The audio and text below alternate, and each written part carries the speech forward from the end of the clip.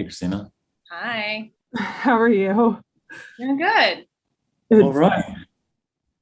not the happiest material to be talking about in the morning. So thank you for talking to me about this.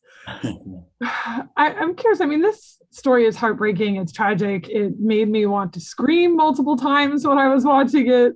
What was it about this project that made you want to tell that story? And did you know how much this was going to be a frustrating story when you started telling it?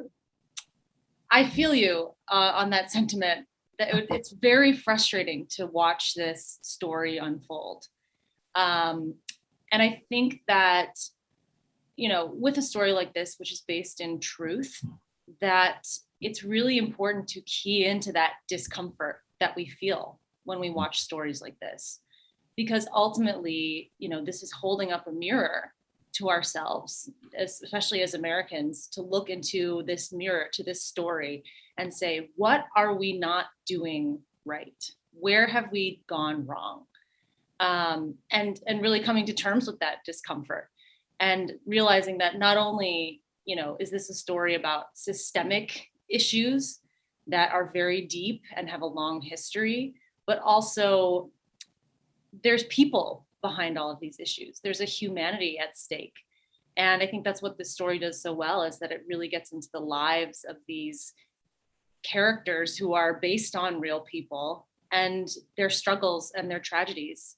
And I think that's what Danny did so beautifully, is depict these stories in the real lives of these people.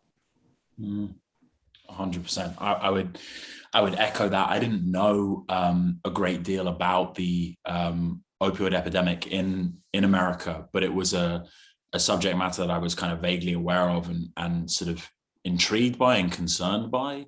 Certainly, seeing the facts were reflecting, a growing issue as opposed to one that was seemingly kind of being dealt with and addressed adequately. And then when Dopesick came along, I think, as Pippa pointed out, it was comforting to see something that was based in truth, but through the kind of dramatization was actually humanizing the story, making it more kind of understandable and accessible, and explaining that it was, as you said, it's down to human error and people making these kind of problematic decisions in positions of power to take advantage of hardworking American citizens. So it was a story that felt like it really needed to be told, because at its core, it's a story about social injustice and about drawing people's attention to exactly how America kind of got to this place, and who needs to be held accountable, and furthermore also where people who ought not to have been vilified have been vilified. The victims of opioid addiction have been in many regards made the villains in the story for far too long, and I think Dopesick seeks to address that and course correct the narrative. How do you approach these characters? How do you approach humanizing individuals who really are helping to ruin the lives of so many people? I mean, I know actors talk about, how they have to be the ones that like their character, but do you start from a place of liking your character when your character is doing things like this? I always start from a place of, what do I know? And sometimes that's in the text, and sometimes, that's my responsibility to sort of, imagine what that would be for myself, especially since I don't play a character based off of a real person. But I certainly think that there are many people who have been in a similar position to Amber. And I think ultimately what it comes down to is, what is at stake here? What do I know about where I'm coming from, what I want, and what is in my way of getting that, and how do I get it? And getting to work on incredible writing like this, it makes it really easy to explore those really important questions. Yeah, I think there was some interesting kind of creative space to operate in, because Pippa's character Amber, Billy is also kind of an amalgam, a composite of several different people who I think would have likely kind of worked in similar roles for Purdue. So I wasn't tied down in any way. There was an opportunity to kind of interpret what Danny had written, but so much of what makes Billy was already on the page. And it was really intriguing to me to see kind of a young person, I think, go into this with, initially sort of honest intentions, but get caught up in what was quite clearly a very problematic work culture at Purdue, where they were being incentivized to, go against what was objectively the correct and moral thing to do in pursuit of financial success and, in an effort to kind of climb the corporate ladder. And so, without getting into spoiler territory or giving too much away, I think for me personally, getting to explore that over, the arc of a season and wrestle with those moral questions throughout was a really great opportunity and key to humanizing the character in the way that, we kind of touched on before. Well, what was it like to explore that dynamic between Billy and Dr. Phoenix? And what was it like to have the experience of working with Michael Keaton? Because some of your scenes are so interesting together. I mean, they sort of almost develop like a father-son relationship, but he's still manipulating him the whole time.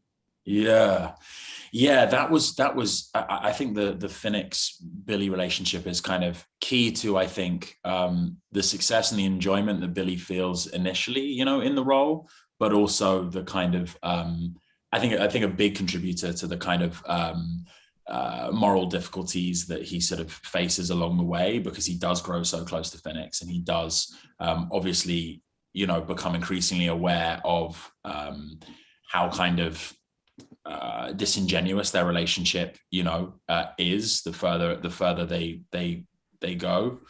And I mean, for me to work with Michael Keaton was obviously, a bit of a dream come true. Like he's phenomenal, and I was so lucky to have so many scenes with him. And yeah, I mean, the Billy Phoenix relationship does model a kind of father-son relationship. I think in my mind, Billy probably belonged to a family of like, really exceptional academics, and always felt an insecurity about the fact that he didn't quite belong, and his skills were more in kind of, I guess as a salesman, simply put.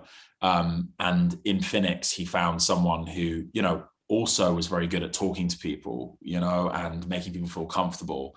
And so I think, Billy arguably is sort of closer to Phoenix than he probably is his own like father, to my mind. And me and Danny, being the writer, like we clicked over that as a concept and kind of ran with it a little bit. Amber is somebody who definitely is blunt. She's pretty frank about some of the things she says. Is there something fun and freeing in playing a woman like her who really does say what she wants to people? Absolutely. I just loved from the beginning that Amber really just had there's no filter. Her, can I swear in this? Her BS meter was like super like sensitive. She could like read you like nobody else. And I think for me, just based on roles that I've previously played, it was really fun to play someone that wasn't necessarily like the nicest person, but definitely a person with a beating heart.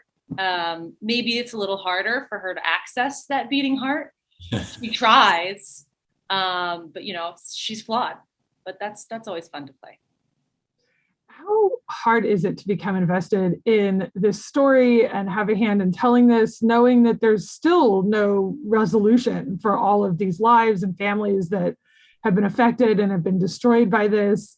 When you tell a real life story like that doesn't have a happy ending or really sort of any ending, is it hard to have that weigh on you? Is it hard to let that go? Is it just sort of something you kind of have to close a book on when you're done?